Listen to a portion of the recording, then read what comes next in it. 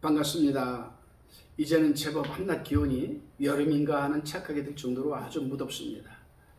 이제는 봄이라는 계절이 없는 것 같아요. 벌써 여름이 온 것 같습니다. 하지만 그래도 아침 저녁으로 좀 스산하죠. 조속으로 기온차가 심한 때에 여러분 감기 조심하시기를 바랍니다. 오늘은 스가랴서 3장 1절로 10절의 말씀을 가지고 사단이 여호와를 정죄하다라는 주제로 묵상을 우리가 나눠봅니다. 그런데 오늘 우리는 본 3장에서 스가랴가 아주 특이한 환상을 목격하게 되는 것을 보게 됩니다. 그것이 뭐냐? 바로 예수 그리스도 앞에 서서 대제사장 여호수아가 사단으로부터 정죄를 받고 있는 모습인데, 사단이 그리스도 우편에 서서 여호수아를 대제사장 정죄하고 있는 환상이었습니다. 이게 어떻게 된 일입니까, 여러분? 하기야 욥기서도 보게 되면은 하늘에 회의가 열리는데 사단이 거기에 참석을 해가지고 욥을 하나님한테 여러분 고자질하는 거, 정죄하는 모습을 우리가 보기는 봤습니다. 아마 성경에서 욥기 다음으로 바로 이 스가랴에 2번 나오는 것 같습니다. 사단이 하나님 앞에서 주의 종을 정죄하는 모습은요. 본문 1절을 읽어봅니다. 대제사장 여호수아는 여호와의 사자 앞에 섰고 사단은 그의 우편에 서서 그를 대적하는 것을 여호와께서 내게 보이시니라. 여호수아는 여러분 바벨론에서 돌아와서 스룹바벨 총독과 함께 성전을 건축하던 대제사장이었습니다. 학개서 1장 1절에 기록되어 있죠.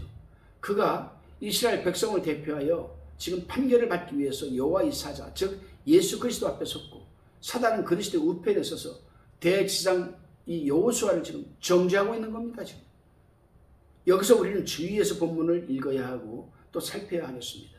먼저 우편이라는 것은 유죄를 주장하는 자리라 할 수 있습니다.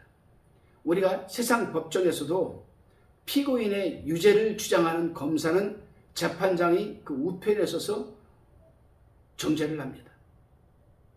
피고 누구누구는 몇 년도 며칠 날 뭐를 했고 뭘 했고 무슨 죄를 지었고 무슨 죄를 했고 쭉 정죄를 합니다.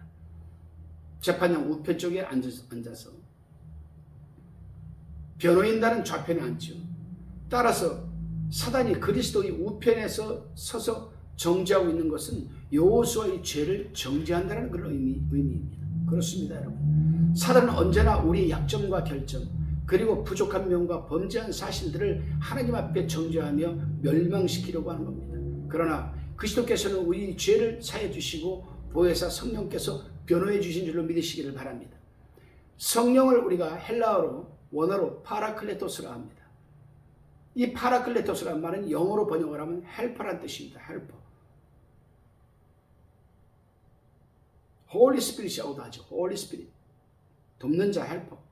뭘 돕습니까, 여러분? 우리가 하나님 앞에 죄를 지었을 때 이로 말할 수 없는 탄식으로 우리 위해서 하나님 앞에 회개의 입술을 열게 해주시고, 사단이 우리를 치려고 할 때 우리를 보호해 주시고, 나아갈 바를 알지 못할 때 우리 헬퍼, 이 성령께서 인도해 주시는 그런 일을 합니다. 다시 2절 3절을 살펴봅니다. 여호와께서 사단에게 이르시되 사단아, 여호와가 너를 책망하노라. 예루살렘을 택한 여호와가 너를 책망하노라. 이는 불에서 꺼낸 그슬린 나무가 아니냐 하실 때에 3절에 여호수아가 더러운 옷을 입고 천사 앞에 섰는지라. 참 어려운 말씀이죠. 다시 한번 읽습니다. 2절 여호와께서 사단에게 이르시되 사단아, 여호와가 너를 책망하노라.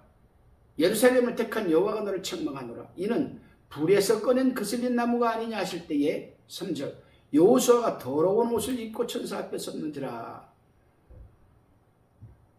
사단은요, 여호수아가 더러운 옷을 입고 천사 앞에 선 것을 정죄하였지만 하나님께서는 사단을 2번이나 강하게 책망하셨습니다.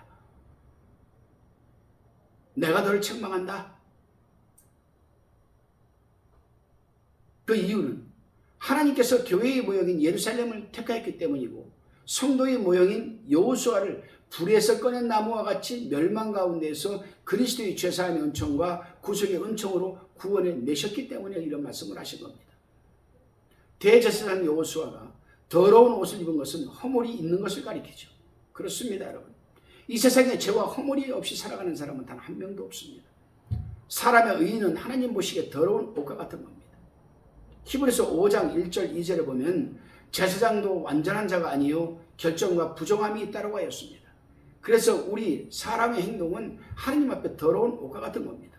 그래서 영성이 대가였던 사도 바울도 로마서 7장 19절 21절에서 이렇게 고백합니다. 19절에 내가 원하는 바 선언하지 아니하고 도리어 원치 않는 것은 바 악은 행하는도다. 만일 내가 원치 아니하는 것을 하면 이를 행하는 자가 내가 아니요 내 속에 거하는 죄니라. 그러므로 내가 한 법을 깨달았노니 곧 선을 행하기 원하는 나에게 악이 함께 있는 것이로다. 영성의 대가였던 사도 바울도 그렇게 자기 죄악을 고백을 했습니다. 어찌 여호수아가 여러분 죄가 없겠습니까? 그렇지만은 사단은 그 여호수아에 있는 죄와 허물을 끄집어내서 더러운 옷을 입고 있다. 죄를 짓고도 지금 저렇게 있다. 그러나 우리 예수 그리스도께서 어떻게 하셨습니까, 여러분? 죄사함의 은총과 구속의 은혜로 구원해 주시지 않았습니까? 그래서 사단에게 하나님은 내가 너를 책망하노라. 여호와께서 너를 책망한다. 그렇게 말씀하는 겁니다. 얼마나 감사한 일입니까, 여러분? 회개라는 통로가 있기에 우리가 그러한 여러분 하나님의 보호를 받을 수 있는 것 아니겠습니까? 하나님께 감사하시기를 바랍니다. 다시금 본문 4절입니다. 여호와께서 자기 앞에 선 자들에게 명하사 그 더러운 옷을 벗기라 하시고 또 여호수아에게 이르시되 내가 내 죗가를 제하여 버렸으니 내게 아름다운 옷을 입히리라 하시기로. 아멘. 할렐루야입니다. 하나님께서 당신 앞에 서 있는 천사들에게 여호수아가 입고 있는 저 더러운 옷을 벗겨라. 저 사단이 저놈의 새끼가 그 여호수아에 있는 얄팍한 거 죄의 허물을 자꾸 들춰대는데 벗겨버려라. 죄사함의 은총을 주시겠다는 겁니다. 구원의 은혜를 주시겠다는 겁니다. 그리고 여호수아가 더러운 옷을 벗는 순간 죄와 허물은 제하여 없어져 버리고 아름다운 옷을 입혀주시는 겁니다. 여기서 아름다운 옷은 구원의 옷을 가리키죠. 그래서 이사야 선지자는 이사야 61장 10절에서 뭐라고 합니까? 내가 여호와로 인하여 크게 기뻐하며 내 영혼이 나의 하나님으로 인하여 즐거워하리니 이는 그가 구원의 옷으로 내게 입히시며라고 여러분 고백했던 겁니다. 그러나 우리가 한 가지 알아야 할 것이 있습니다. 살아가면서 우리에게 죄와 허물이 드러나면 곧바로 회개를 해야 됩니다. 그렇지 않으면 사단에게 정죄당할 빌미를 제공하게 되고 여호수아처럼 또 그 죄로 인하여 사단에게 붙들리게 되기도 합니다. 그래서 책망을 듣기 전에 우리는 자신이 먼저 회개해야 됩니다. 예를 들면 그렇습니다. 우리가 마가복음 10장 46절로 52절까지 읽어보면 디메의 아들인 소경 바디메가 나옵니다. 그가 눈을 뜨고자 예수님을 기다리고 있었고 드디어 예수님이 지나가시다가 디메오를 부릅니다. 그런데 디메오가 예수님이 부신다는 말을 듣자마자 한 행동을 했습니다. 어떤 행동을 했습니까? 겉옷을 다 벗어버리고 나갔더라는 겁니다. 왜 겉옷을 버리고 내가 나갔을까? 바디메오는 예수를 메시아로 알고 있었기 때문에 메시아 앞에 더럽고 추한 모습으로 나갈 수가 없었을 것을 아마 생각했던 것 같아요. 그래요. 거지가 무슨 돈이 있어서 속옷 입고 팬티 입고 여러분 내의 입고 왔겠습니까? 그 당시에 그냥 망토 군대에서 그걸 판초라고 하는데 이만한 네모난 여러분 그 담요 하나에다 가운데 구멍 뚫어가지고 머리에 쑥 집어넣어가지고 휙 둘러가지고 다니는 거예요. 밤에는 광장에서 추운데 그거 덮고 자고 낮에는 햇볕을 그걸 가로막고 적어도 20몇 년 그렇게 살았어요. 얼마나 여러분 냄새가 나고 더럽고 이 때가 찌들었겠습니까? 그러한 모습으로 하나님 앞에 나갈 수가 없게 생각했던 거예요. 바디메오는. 그렇습니다. 이렇게 우리 스스로가 주님 앞에 나가고자 할 때에는 우리의 크고 작은 더러운 죄와 허물을 다 벗어버리고 나가야 하는 겁니다. 그럴 때 하나님께서는 여호수아에게 입혀주셨던 아름다운 구원의 옷을 입혀주시는 거예요. 이사야가 61장 10절에서 말하는 것처럼. 다시 본문 5절입니다. 내가 말하되 정한 관을 그 머리에 씌우소서 하며 곧 정한 관을 그 머리에 씌우며 옷을 입히고 여호와의 사자는 곁에 섰더라. 정한 관을 그 머리에 씌우며 라고 합니다. 이것은 그리스도께서 성도들을 정결하게 해주는 그런 모습이죠. 그렇습니다. 사람이 제일 먼저 더러워지는 것은 머리에서부터 더러워지고, 머리에서 생각한 것이 마음으로 와서 마음이 더러워지고, 마음이 더러워지면 입술이 더러워지고, 입술이 더러워지면 행동도 더러워지는 겁니다, 여러분. 그래서 주님은 먼저 여호수아의 머리에 정한 관을 씌워서 정결하게 해주신 겁니다. 구약에 다 선지자들도 그랬어요. 왕들도 그랬어요. 제일 먼저 뿔에다가 기름을 담아가지고 머리부터 붓는 겁니다. 우리의 이 생각을 먼저 정결하게 해주시는 거죠. 생각. 그럴 때 입술이 여러분 정결해지는 것이고, 마음이 정결해지는 것이고, 행동이 정결해지는 것 아니겠습니까? 다시 본문 7절입니다.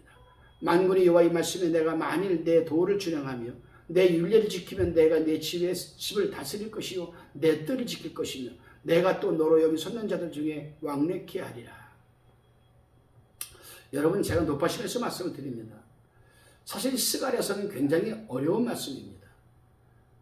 구약성경 가운데 어렵지 않은 말씀이 없겠지만, 특별히 우리는 에스겔 선지자, 다니엘서, 또 대선지자 중에서는 이사야는 그래도 좀 쉽지.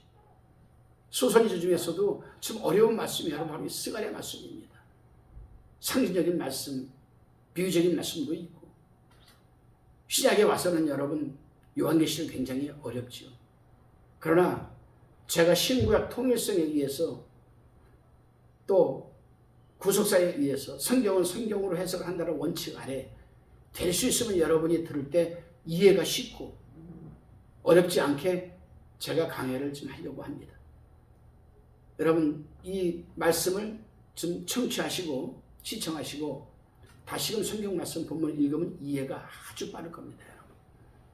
오늘 본문에 여기서 지금 내 도는 하나님의 말씀이요 내 율례는 월삭과 안식일과 유월절 등 각종 절기와 제사 제도를 가리키는 겁니다.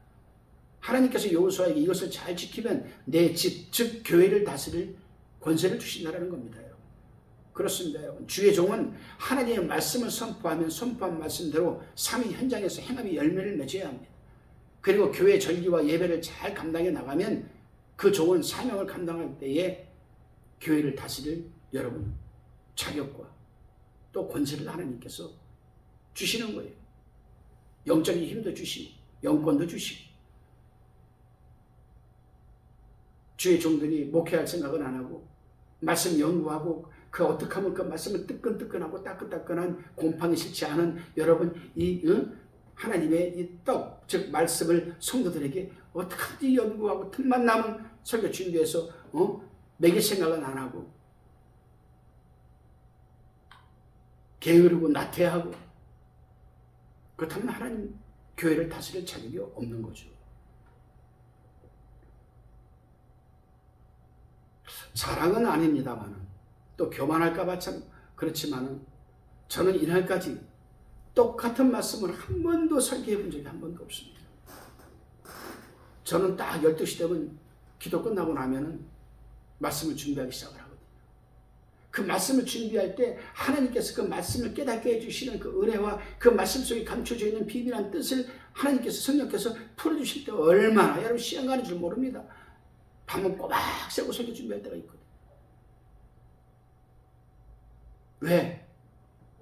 오늘 이 지금 내가 준비하는 말씀을 잘못 준비하면은 성도들이 한 주간 살아갈 때 마귀에게 유혹을 당하고 세상에 실패할 수밖에 없지만 내가 준비하는 이 말씀이 오늘 정말 기름이 부어지고 이 속에 감추어진 하나님의 비밀한 여러분 이 뜻을 성도들이 깨닫게 될 때 한 주간 성도들은 힘을 갖고 세상을 이길 권세를 갖고 살아갈 수가 있기 때문에 그렇습니다. 여러분 교회에서 목사님들이 말씀을 선포할 때 남들보다 먼저 아멘으로 화답하십시오. 그냥 가슴으로 받아들여서 마음판에 새기십시오. 그러면 여러분들이 살아가는 삶의 현장에서 그 말씀이 능력이 되고 권세가 되는 줄로 믿습니다. 다시금 본문 8절로 9절입니다.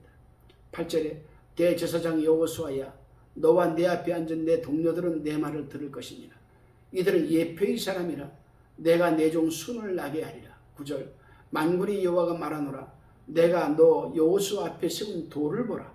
한 돌에 7눈이 있느니라. 내가 새길 것을 새기며 이 땅의 죄악을 하루에 제하리라. 참 좀 어려운 말씀이지만 이 말씀을 쉽게 제가 말씀을 드리겠습니다. 8절에서 내 동료는 대제사장 여호수아와 함께 제사를 집도하는 다른 제사장들을 가리킵니다. 하나님은 대제사장이 먼저 하나님의 말씀을 듣고 순종하면 다른 대제사장들이나 일반 백성들도 하나님의 말씀을 듣고 순종하게 된다는 겁니다. 먼저 본을 보이라는 거지. 그렇습니다, 여러분. 교회에서도 지도자들이 먼저 하나님의 말씀을 듣고 잘 순종해야만 모든 성도들이 하나님의 말씀에 잘 순종하게 되는 것 아니겠습니까? 그런데 여기서 이들은 예표의 사람이라고 가르칩니다. 예표의 사람. 이들이 누굽니까? 바로 제사장들입니다. 제사장들은 그리스도로 말미암아 이루어질 제사장들, 즉 신약시대의 성도들을 예표하고 있는 겁니다. 그렇습니다, 여러분. 그래서 우리는 다 제사장들이에요. 그래서 여러분 마틴 루터가 만인 제사장이라고 하셨습니까? 만인 제사장. 비덴바르그 성당 앞에다가 99개 조항을 큰 박아가지고 교황이여 대화하자. 당신만 제사장이 아니다. 신약시대에는 만인이 다 제사장이다. 만인이. 그 마틴 루터 멋진 사람입니다. 그렇죠. 우리는 다 만인 제사장들이에요. 베드로도 그러지 않습니까? 다 너희들은 왕 같은 제사장들이라고 했잖아요. 제사장들이라고. 언제 그렇게 됐습니까? 예수 그리스도께서 십자가에 피를 돌아가실 때 마지막 가상 6원 다 이루었다라고 가상 7원 아버지여 내 영혼을 아버지 손에 부탁하나이다 라고 선포하자마자 그냥 갑자기 지진이 일어나면서 그냥 어둠이 임하면서 그냥 성소와 지성소를 가로막고 있던 휘장이 그냥 위에서 아주 찢어지면서 여러분 아무나 이제 예수님의 보좌가 있는 지성소로 들어갈 수 있는 길이 열린 거 아니겠습니까? 제사장만이 들어갈 수 있고 성소에 지성소는 대제사장만이 들어갈 수 있는 거 아니에요. 이 길을 다 폐해버렸단 말입니다. 십자가 위에서 이 휘장이 찢어지는 그 순간. 그래서 우리는 만인 제사장 시대에 만인 제사장으로 왕같은 권세를 갖고 우리는 살아가는 거예요. 얼마나 감사합니까? 그렇습니다, 여러분. 다시 한번 말씀드린다면 예수 그리스도께서 이 땅에 first incarnation 처음 초림하셔서 십자가 달려 돌아가실 때 성전이 성소와 지성소를 가로막고 있던 휘장에 위해서 아래로 찢어졌다 이 말입니다. 이것은 이후로 누구든지 예수 그리스도로 말미암아 하나님의 보좌가 계신 지성소에 들어갈 자격이 있다는 것을 의미하는 거 아니겠습니까? 그래서 마틴 루터는 신약 시대에는 예수 그리스도를 믿는 사람이라면 성도라면 누구든지 제사장이라고 하여서 만인 제사장을 주장하였던 겁니다. 다시금 8절에 보면 내 종 순을 나게 하리라고 하였습니다. 순은 새싹을 가리키죠. 이 순은 곧 예수 그리스도를 가리킵니다.